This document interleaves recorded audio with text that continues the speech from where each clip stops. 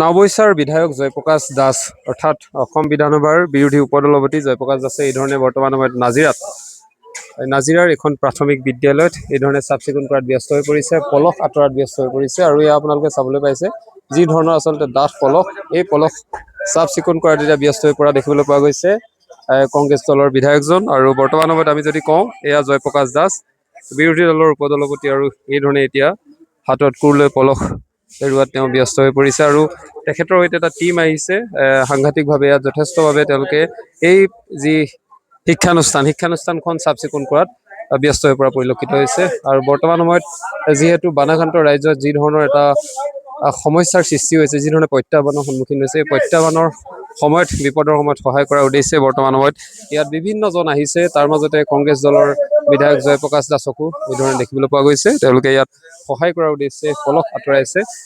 আৰু এই ধৰণে বৰ্তমান সময়ত যি এটা পৰিৱেশ পৰিস্থিতি মই যদি দেখাওঁ, এয়া চাওক পলসে কি ধৰণে আবৃত হৈ পৰিছে, আৰু এই পলসসমূহ চাফ চিকুণ কৰাত পৰিষ্কাৰ কৰাত ব্যস্ত হৈ পৰা পৰিলক্ষিত হৈছে। আৰু জয়প্ৰকাশ দাসৰ সৈতে আমি জানিবলৈ চেষ্টা কৰিম যে এই সন্দৰ্ভত তেওঁ কি মন্তব্য প্ৰকাশ কৰে।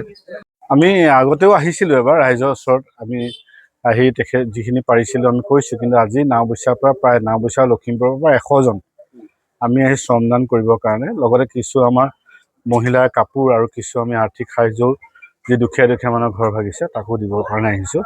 আমি নিজৰ মাজতে পইচা তুলি পিনাই আমি ডাইৰেক্ট তেখেতলোকক দি থৈ যাম। আৰু শ্ৰমদান কৰি আমি দেখিলে ৰাতিপুৱাৰ পৰা প্ৰায় আমি আধাখিনি কাম সম্পূৰ্ণই কৰিলোঁ।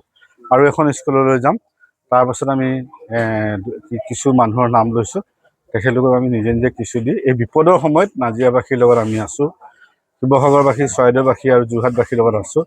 আমি বুজি পাওঁ লখিমপুৰ ধেমাজি পানী হ'লে কি হয়, মানুহৰ জীৱন প্ৰায় 20-25 বছৰ ফিচাৰি যায়।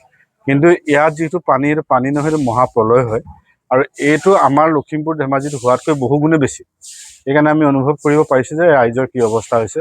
আমাৰ তাত মানুহৰ সহাৱস্থান কৰা এটা ইমান দিনৰ পৰা আমি বুজি পাওঁ, কিন্তু ইয়াত ধৰক বুজিও নাপালে, এনে বহুত মানুহৰ মৃত্যুও হৈছে। সেইকাৰণে এই বিপদৰ সময়ত আমি ৰাইজৰ লগত আছোঁ। তাৰ কাৰণেই নাওবৈচা ব্লক কংগ্ৰেছ আৰু মহিলা কংগ্ৰেছ এনেকৈ সকলো মিলি আমি এটা টীম আহি ইয়াত ৰাইজৰ ওচৰত আমি কিছু সহায়ৰ হাত আগবঢ়াইছোঁ। আৰু ভগৱানৰ ওচৰত প্ৰাৰ্থনা জনাইছোঁ যাতে এনেকুৱা মহাপ্ৰলয় ভৱিষ্যতে ক'তোৱে নহওক, তাৰ কাৰণে ভগৱানৰ ওচৰত প্ৰাৰ্থনা জনাইছোঁ।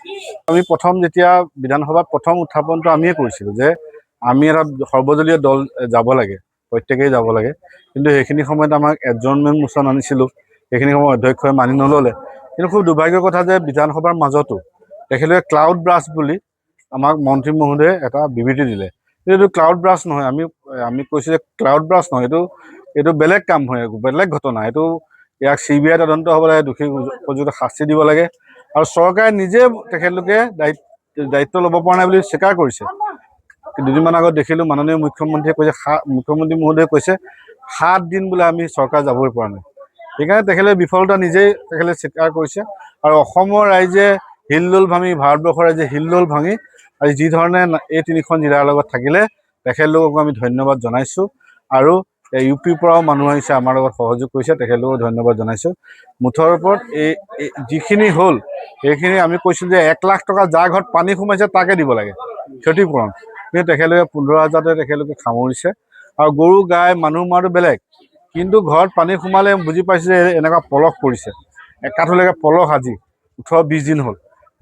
তাকো ইয়াত নাজিৰা টাউনৰ কথা। সেইকাৰণে আমি আহ্বান জনাইছোঁ যাতে চৰকাৰে আৰু পুঁজি দিয়ক।